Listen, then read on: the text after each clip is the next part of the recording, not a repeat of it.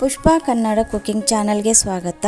ಈ ವಿಡಿಯೋದಲ್ಲಿ ಹೆಸರು ಬೇಳೆಯ ಖಾರದ ಹಪ್ಪಳ ಮಾಡಿ ತೋರಿಸ್ತಾ ಇದ್ದೀನಿ. ನೀವು ನಮ್ಮ ಚಾನಲ್ಗೆ ಸಬ್ಸ್ಕ್ರೈಬ್ ಆಗಿಲ್ಲ ಅಂದರೆ ದಯವಿಟ್ಟು ಈಗಲೇ ಸಬ್ಸ್ಕ್ರೈಬ್ ಆಗಿ ಮತ್ತು ಪಕ್ಕದಲ್ಲಿರುವ ಬೆಲ್ ಬಟನ್ ಅನ್ನು ಕ್ಲಿಕ್ ಮಾಡಿ. ಹಪ್ಪಳ ನೋಡಿ ಎಷ್ಟು ಪರ್ಫೆಕ್ಟ್ ಆಗಿ ಬಂದಿವೆ ಅಂತ. ಹೆಸರು ಬೇಳೆ ಹಪ್ಪಳ ಮಾಡಲು ಬೇಕಾಗುವ ಸಾಮಗ್ರಿಗಳು: ಹೆಸರು ಬೇಳೆ ಹಿಟ್ಟು, ಹಪ್ಪಳ ಖಾರ, ಹಸಿಮೆಣಸಿನಕಾಯಿ ಪೇಸ್ಟ್, ಉಪ್ಪು, ಸ್ವಲ್ಪ ಎಣ್ಣೆ ಮತ್ತು ಬೆಚ್ಚಗಿನ ನೀರು. ಎಷ್ಟು ಪ್ರಮಾಣದಲ್ಲಿ ತಗೊಂಡಿದ್ದೀನಿ ಅನ್ನೋದನ್ನು ಡಿಸ್ಕ್ರಿಪ್ಷನ್ನಲ್ಲಿ ಬರೆದಿದ್ದೀನಿ, ನೋಡಬಹುದು. ನೋಡಿ, ಹೆಸರು ಬೇಳೆ ಹಿಟ್ಟನ್ನು ಹಾಕ್ತಾ ಇದ್ದೀನಿ. ಹಪ್ಪಳ ಲಟ್ಸೋವಾಗ ಹಚ್ಚೋದಕ್ಕೆ ಸ್ವಲ್ಪ ಹಿಟ್ಟನ್ನು ತೆಗೆದಿಡಿ. ನೋಡಿ, ಕೆಲವೊಮ್ಮೆ ಹಪ್ಪಳ ಖಾರ ಹೀಗೆ ಪೆಂಟಿಯಾಗಿ ಬಂದಿರುತ್ತೆ. ಇದನ್ನು ಕೈಯಿಂದ ಹೀಗೆ ಪುಡಿ ಮಾಡಿ ಹಾಕಿ. ಹಪ್ಪಳ ಖಾರ ಸ್ವಲ್ಪ ಉಪ್ಪಾಗಿ ಇರುತ್ತೆ, ಅದರಿಂದ ಉಪ್ಪನ್ನು ಸ್ವಲ್ಪ ನೋಡಿ ಹಾಕಿ. ಈಗ ಹಸಿಮೆಣಸಿನಕಾಯಿ ಪೇಸ್ಟನ್ನು ಹಾಕ್ತಾ ಇದ್ದೀನಿ. ಹಸಿಮೆಣಸಿನಕಾಯಿ ತವಾದಲ್ಲಿ ಸ್ವಲ್ಪ ಎಣ್ಣೆ ಹಚ್ಚಿ ಹುರಿದು ಸ್ವಲ್ಪ ಬೆಳ್ಳುಳ್ಳಿ, ಸ್ವಲ್ಪ ಕೊತ್ತಂಬರಿ ಸೊಪ್ಪು ಮತ್ತು ಸ್ವಲ್ಪ ಉಪ್ಪನ್ನು ಹಾಕಿ ಪೇಸ್ಟ್ ಮಾಡಿದ್ದೀನಿ. ಹೀಗೆ ಎಲ್ಲವನ್ನು ಮಿಕ್ಸ್ ಮಾಡಿ ನಂತರ ಸ್ವಲ್ಪ ಸ್ವಲ್ಪನೇ ಬೆಚ್ಚಗಿನ ನೀರನ್ನು ಹಾಕುತ್ತಾ ಗಟ್ಟಿಯಾಗಿ ಹಿಟ್ಟನ್ನು ನಾದಿ ಇಡಿ.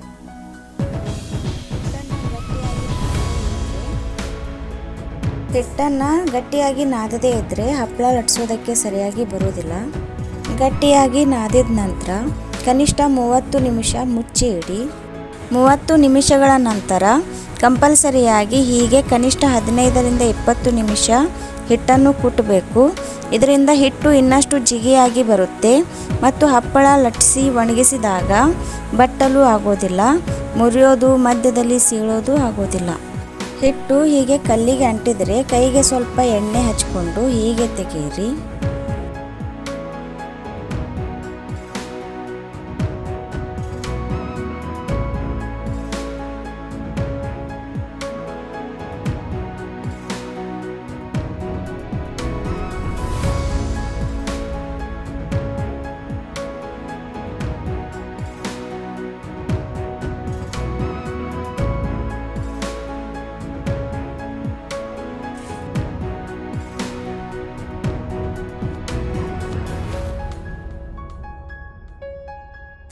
ಈಗ ಕೈಗೆ ಸ್ವಲ್ಪ ಎಣ್ಣೆ ಹಚ್ಕೊಂಡು ಸಣ್ಣ ಸಣ್ಣಗೆ ಒಂದೇ ಅಳತೆಯ ಉಳ್ಳಿಗಳನ್ನು ಮಾಡಿ ಒಂದು ಪಾತ್ರೆಗೆ ಹಾಕಿ.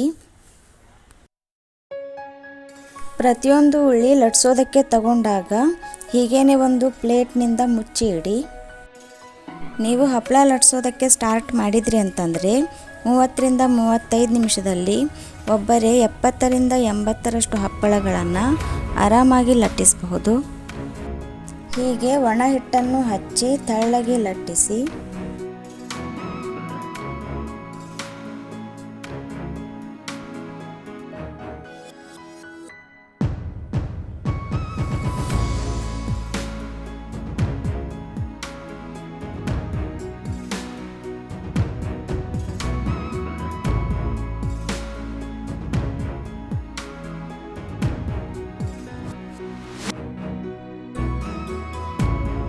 ಲಟ್ಟಿಸಿದ ಹಪ್ಪಳಗಳನ್ನು ಹೀಗೆ ಒಂದು ಪ್ಲೇಟ್ನಲ್ಲಿ ಒಂದರ ಮೇಲೆ ಒಂದು ಹಾಕಿ ನಂತರ ಮನೆಯಲ್ಲಿಯೇ ಅಂದರೆ ನೆರಳಿನಲ್ಲಿ 2 ಗಂಟೆಗಳ ಕಾಲ ಹೀಗೆ ಒಣಗಿಸಿ.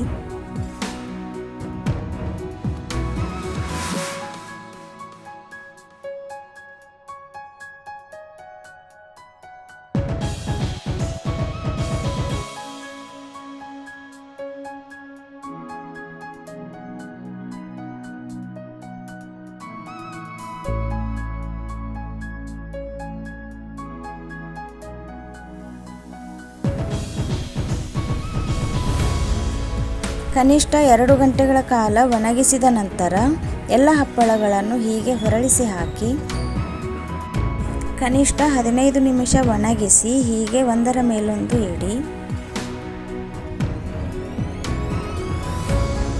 ನೋಡಿ, ಹೀಗೆ ಹಪ್ಪಳಗಳ ಮೇಲೆ ಸ್ವಲ್ಪ ವೇಟನ್ನು ಇಡಿ.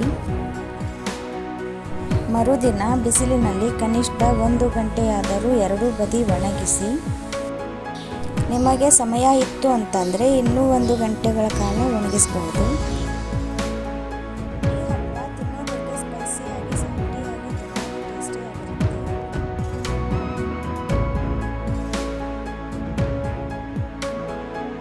ನೋಡಿ ಫ್ರೈ ಮಾಡಿದಾಗ ಹೇಗೆ ಅಗಲ ಆಗ್ತಿದೆ ಅಂತ, ಮತ್ತು ಬೆಳ್ಳಗೆ ಗುಳ್ಳೆ ಗುಳ್ಳೆ ಹೇಗೆ ಬಂದಿದೆ ಅಂತ ನೋಡಿ. ನೀವು ಈ ಹಪ್ಪಳ ಒಮ್ಮೆ ಮಾಡಿ ನೋಡಿ. ಈ ವಿಡಿಯೋ ನಿಮಗೆ ಇಷ್ಟ ಆಗಿದ್ದರೆ ದಯವಿಟ್ಟು ಲೈಕ್ ಮಾಡಿ, ಕಮೆಂಟ್ ಮಾಡಿ ಮತ್ತು ಸಬ್ಸ್ಕ್ರೈಬ್ ಮಾಡಿ.